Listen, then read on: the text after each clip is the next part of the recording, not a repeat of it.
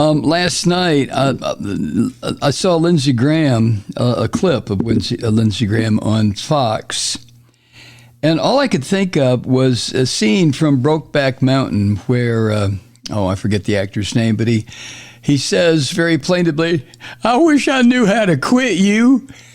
Did you remember that? And Lindsey was saying the same thing last night to the orange Nazi, Donald Trump. "I wish I knew how to quit you, you son of a bitch. We could have had a good life together." Did you see that? You know what I'm talking about?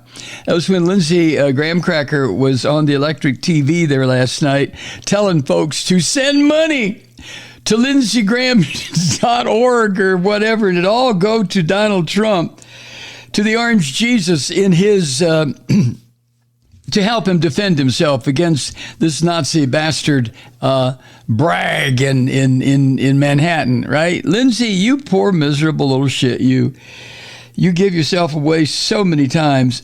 But there he was, Lindsey, with tears in his eyes. I wish I knew how to quit you, Donald, you son of a bitch. Reminded me of Jimmy Swaggart. Remember him? "I have sinned, oh Lord. I was with a whore."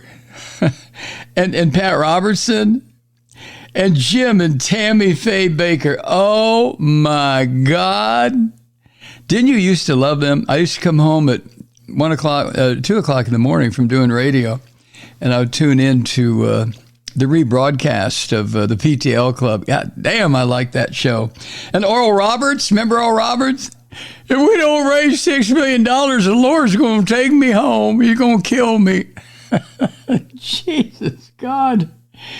And now we have, joining this group of miserable, whiny, white Christians, oh my God, weeping and begging for money, we now have Lindsey Graham Cracker. "I wish I knew how to quit you." You're never going to quit Donald Trump, Lindsey. And, finally occurred to me last night that Donald Trump, the swaggering, bullshit, grifting, jack-legged freak, is what Lindsey always wanted to be. But he just couldn't do it. Lindsey just couldn't escape that low-country political bullshit that he absorbed from the time he was born over in South Carolina. But he looks at Donald Trump, somebody like Donald Trump, Lindsey, a person like Lindsey looks at a person like Trump. And Lindsey, in his dark moments, when he's home alone and thinking about how things could have been, he has this lust for Donald Trump that is just embarrassing to see. I mean, it really is. It's just embarrassing. And it was on full display on Fox last night after the indictments were read, and Trump sat there with a scowl on his face. Trump looked to me like a 16-year-old in high school just got caught trying to grab one of the girls' booties as they walked by or something and had to go to the principal's office, right? There was Donald Trump. Oh, God.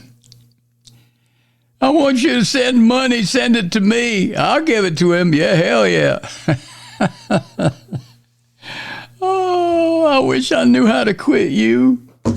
Oh, make me sick. Hi, Truth Seekers. Mike Malloy here. The Progressive Voices Network brings you commercial-free commentary from today's leading progressive radio hosts and pundits, like me, Mike Malloy, 24 hours a day.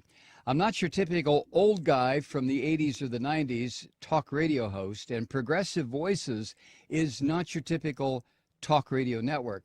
It's a listener-supported nonprofit with no corporate control whatsoever over our broadcast. So hosts like me, Mike Malloy, are free to rant and scream and carry on about whatever we like.